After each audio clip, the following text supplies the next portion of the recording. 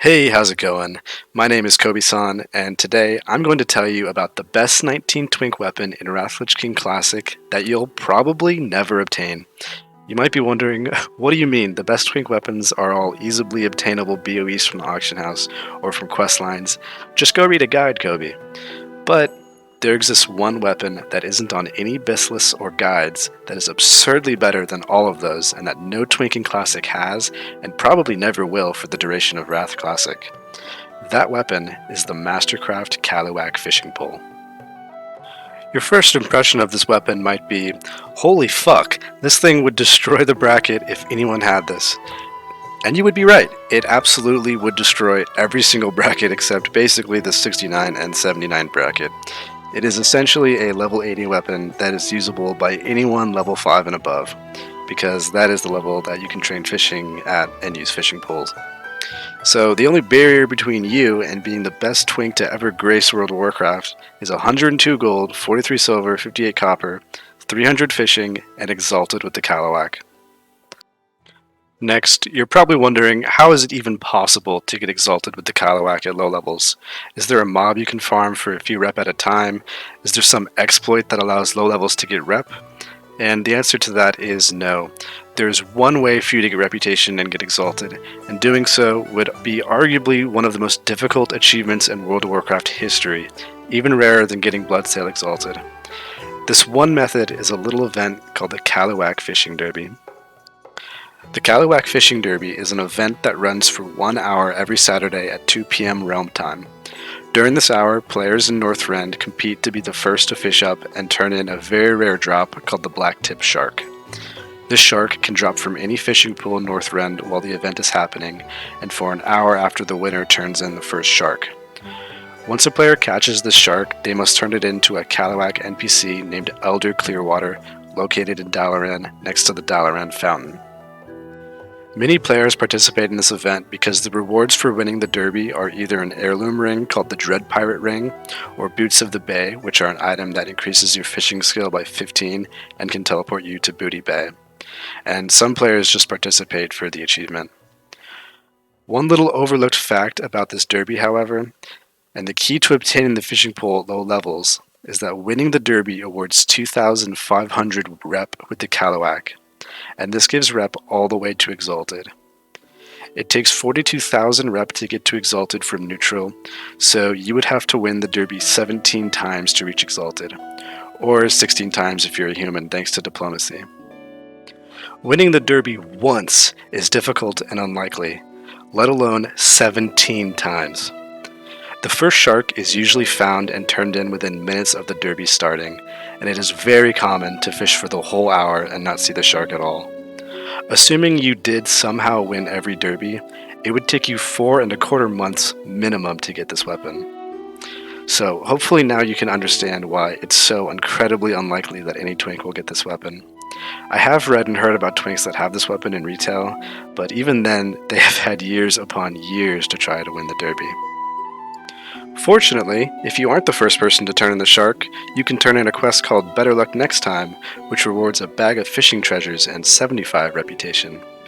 With 75 rep, you'll only need to turn in the shark 560 times to get exalted, or 510 times if you're a human. This means it'll only take you about 11.5 years to get to exalted. Nice! But enough with the what ifs, Kobe. What would it actually be like if each class had this weapon in 19? Who would be the strongest? Well, fear not. I've done some theory crafting just for you.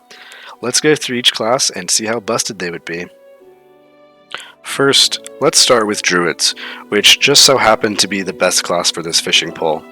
This is because the pole gives 1,843 attack power in bear form, and in bear form, druids have 2.5 attack speed, compared to the 3.0 attack speed that the fishing pole has as a base speed. There are a few ways to get a little bit faster by throwing on some minor haste to gloves to get plus 10 haste rating, which gets you down to 2.36 attack speed. Sprinkle in 2 swift-handed justices for 12 more haste, and you get down to 2.2 attack speed. If you really hate people having fun, you could get the Savage Fury talent and Glyph of Maul to one-shot 2 people with 1 ability. Oh, and one more thing. Fairy Fire in bear form scales off of attack power, so you'll get the awesome ability to deal 277 damage from 30 yards every 6 seconds. Next we have Hunter. Hunter is already pretty broken at 19 even without this weapon, but if you did have this weapon, you would become not only a good range damage dealer, but a huge melee range threat too. No class would be safe at any distance when fighting you. You could just aspect of the cheetah, concussive shot, and wing clip people to keep them in melee range, and no one would be able to beat you. It would just be ridiculous. If a mage had this weapon, they would still be incredibly strong, but not as much as the other classes since they have no melee abilities. The mage would still be really vulnerable to other ranged classes, but interestingly, the mage would have to adopt a playstyle of polymorphing and running up to players to hit them with the pole, and then frost novaing and frostbolting to keep them in melee range, which is the exact opposite playstyle that mages are generally known for, which is running away and keeping people in range. Next we have Paladin, which is probably the second strongest class you could get this pull on. This is due to their main abilities not requiring a particular weapon type to use, which are Seal of Righteousness and Judgment of Light. These would add a little bit of extra damage to the pull, but nothing crazy. So this pull on top of the Paladin's amazing survivability would make them pretty much an unstoppable tank at 19. Next, priests, like mages, don't have any melee abilities, so they wouldn't get as much benefit from the pull either.